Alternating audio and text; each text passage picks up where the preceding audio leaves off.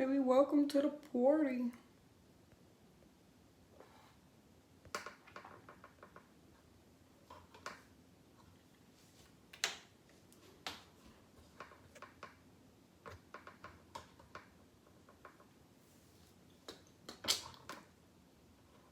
I don't know what to do with this light.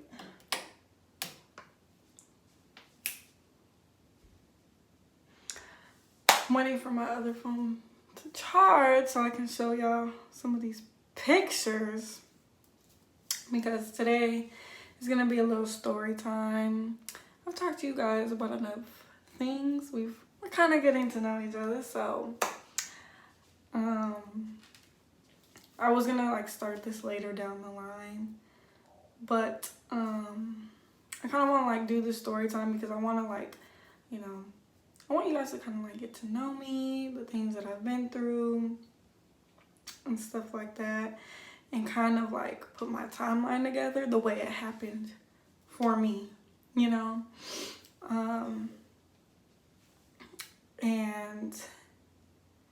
the way it happened for me is like one day I kind of just like realized like, dang, like this is where I'm at in life. And it was like really crazy to me, like just looking at it and like looking back, retrospect, having like no awareness of it, but being able to look back and realize how things played out. So basically my story time is that I used to be a stripper. Yes, this is true. Hey Drew, are you my one viewer? Oh, well, hey, usually it's you, that's why I was asking. So, and like I said, my story time is about when I used to be a stripper. And it's so crazy because like actually yesterday, a memory on Facebook popped up. And I was so embarrassed, you guys. I was so embarrassed. I basically like made a status saying like, if you're a stripper, like I definitely said something judgmental towards strippers, but along the lines of like, how can you just be a stripper? Like you didn't have any other options. And I feel like life really humbled me, and it will humble you. Like when you say, oh, I would never do this, or you kind of like look down on something, you kind of find yourself in that situation.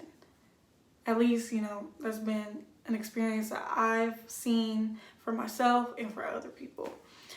And so this is when I was like in my abusive relationship and stuff like that. And I was in Arizona and I was working at a daycare, and I had stopped working at one of the first daycare I worked at, because like at the end so much drama popped off, y'all. Like, I don't know, maybe I might do a story time about that. I don't know. So much drama popped off, and I just didn't want to work there no more. I didn't want to be around none of those people who worked at that daycare.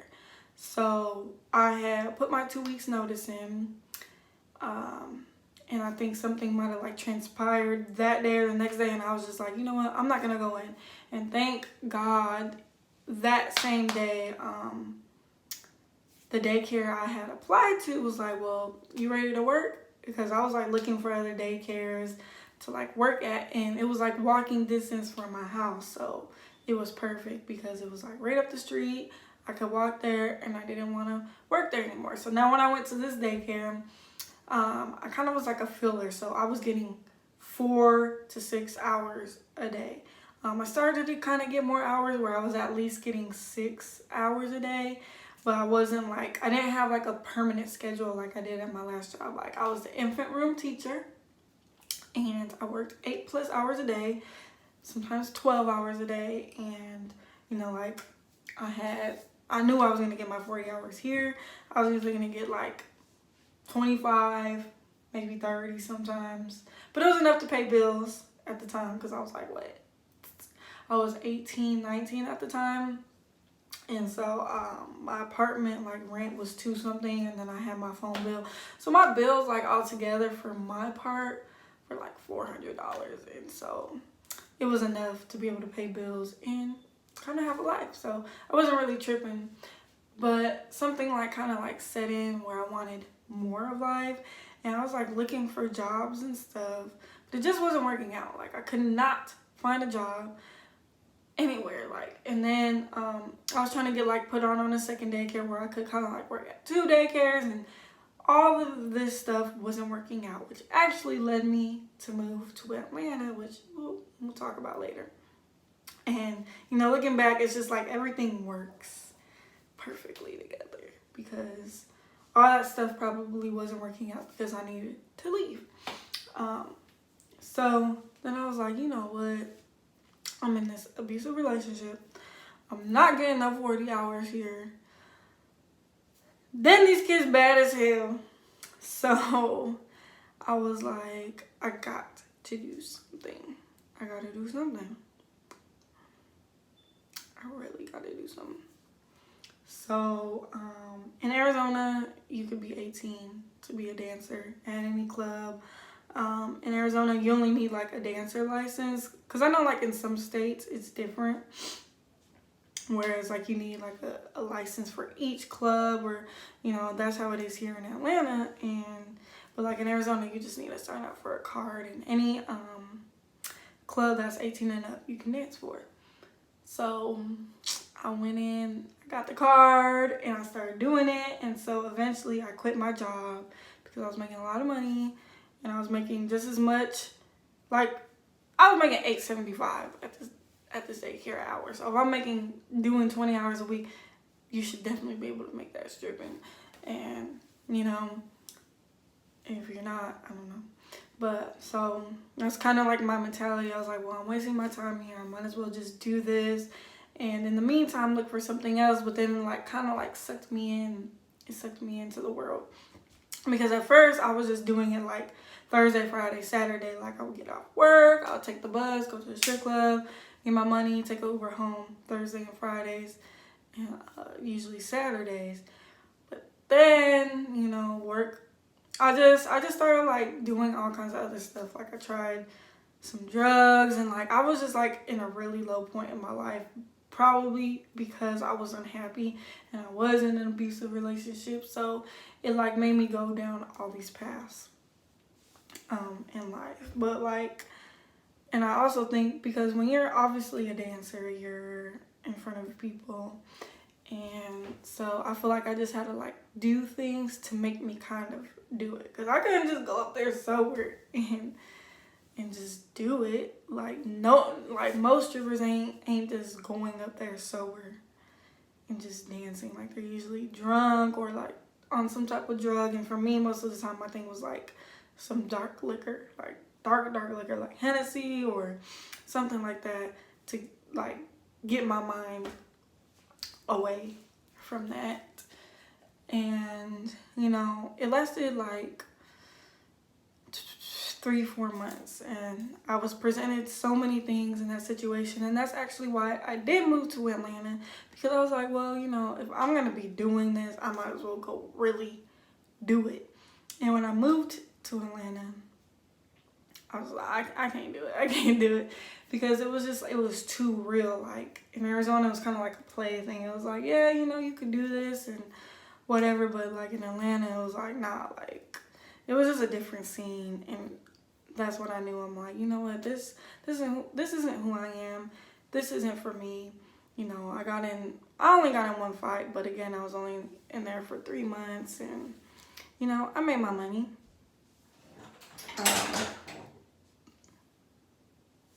This is a picture of me. Another picture of me.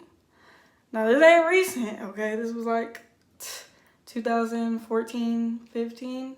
So, they're not recent or nothing. Just saying. And like when I was dancing and stuff, people like come up to and talk to me, and like when we have conversations, they're like, are you sure you're supposed to be here? And that was like always my confirmation of like, bruh, you're not supposed to be here. But I was just like so unhappy, and I wasn't making money and stuff, that I kind of just like went down that path. And it's something I you know, 2015, 16, a little bit of 2017. I didn't do it, but like when times got hard, or I was like unhappy at a job, and I was like in between, like in like a phase in between, I was kind of like, well, I could go back to that, but I knew it was something that wasn't good for me, because it is a lifestyle. There's so many things that come with it, and you don't know, like what you're gonna be introduced to. Like when I moved to Atlanta, a lot of guys were just like trying to F me, like, entice me to like go to a hotel or something, and that's very dangerous, just to be in that environment. You never know what's gonna happen, and just like putting yourself out there, like your body and your temple that God gave you, you're kind of just like putting it out there for money when there's really no price on it. And I feel like it really damaged me mentally, because I feel like I got anxiety about it, because for a while I felt like it was like something that I had to hide, until I just didn't care. I was just like, yeah, this is what I do. This is how I get my money. And like there was just like one club I worked at where I made my money, but there was girls making more money, but they were letting men finger them and just all types of nasty stuff. And I was just like, man, like it really messed with my head, because I'm like, one, there's women out here doing this. Two, I'm in this environment.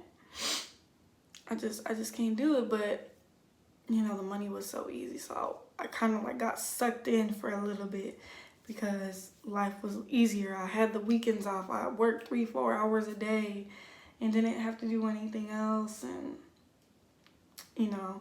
but ultimately it led me to Atlanta, and find and realize that that's not something that I wanted to do. And like I was about to go all out. I was about to like go to pole classes and try to like learn how to do all these things, because I was like, if I'm gonna do something, I'm gonna do it. But when I got here to Atlanta, I was just like, nah, this is too real. Like this is not for me. And I feel like it's like it was mixed with a little bit of hurt, with a little bit of I don't know what else to do. But ultimately it led me to where I needed to be. So, I learned a lot in that time, and I got to touch a lot of women and talk to women and meet a lot of women that really gravitated towards me. And like, even though I was new to it, it felt like I was like kind of like taking them under my wing, because there was like this one club where I kind of like, I was known there. I ran it. I knew everybody, didn't have no problems. Like it was just my place, and people would just come like talk to me. Like people would pay me just to talk to me, or girls would go there just to like kind of like be with me and like follow the clubs I go to. So sometimes I feel like maybe God put me there to kind of like lead some of the women, and then realize kind of like what I was doing and stuff like that. Like I got in a fight. I was at like Centerfolds. It was my first time there, and I was just like talking to these guys, and then like I just fall on the floor. This girl pulled me. I fall on the floor, bro. I was just like, I was so ready. But obviously, they broke it up and stuff, and I got kicked out of a club before at Peak Rhino. It was on New Year's. And I was stressing out because I had just quit my job. I was like, bro, like, what am I going to do? My ex, he want to drink a whole bottle of alcohol and go watch me at the strip club knowing he's insecure. And like start finding the security there, hit me, I got a black eye, and all kinds of stuff. Just so much crap. I lost my phone that night. Somebody stole my phone. Somebody I know stole my phone. And then when I tried to go back up there, they were like, you can't dance here. And I was just stressed because I was like, bro, I just quit my job because I thought I was going to be here. So it was a lot. So all that stuff transpired, and I was like, I'm going to Atlanta. I danced in Atlanta for 2 days at Onyx. And I was like, bro, this ain't for me. This ain't for me. And I did some things I wasn't proud of, which, I'll talk about later. And, a lot of girls are like, I feel like a lot of women say, oh, it's okay, I'm just doing this, or I am happy.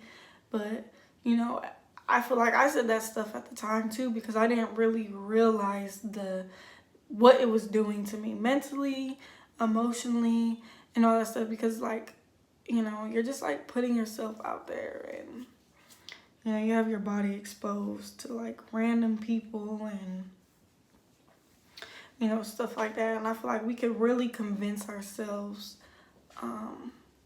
of something, even though it's not right, or make ourselves think that we're doing it for a reason that we're not really doing it for. And, you know, sometimes I just wish that I would have like worked a little harder towards something else, or, you know, whatever. But ultimately, I'm happy, you know. I had a little bit of fun. It was cool.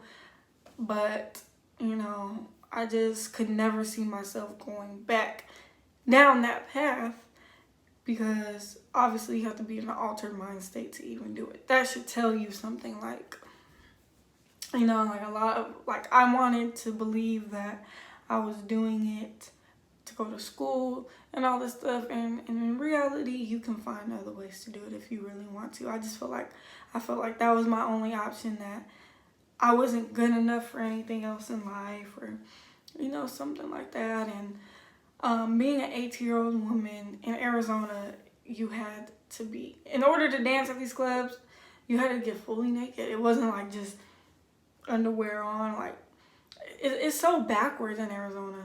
It's really weird. But in order to dance like at the 18 up in clubs, you had to be like, you had to, within your 3 songs, you had to get completely undressed. And I'm like, at 18, you're still developing and all this stuff. And it's just like that I put myself out there in front of all of these people is just crazy. It's really crazy, especially because, you know, I got anxiety and stuff like that. So it was just a lot, you guys. So yeah, you know, I did used to be a stripper. I made my money, you know, and I lived that life, and it was a lot to take in. 3 months later, again, like I said, I got out, but sometimes I really still feel bad, like feel bad about myself, kind of like look down on myself because I did it. Because, you know, now I see who I am and like what I'm worth and stuff, and that anyone got to see me or like have like that, got to look at me in that type of way, really hurts me, because I don't feel like people deserve that, you know, at all. And yeah, I don't know what else to say right now. So that's it. That's the story. Like, I kind of just got in, didn't have much work, thought that was the only way, did it, kind of went down this like rabbit hole, moved to Atlanta just to realize, you know, this isn't what I want to do. And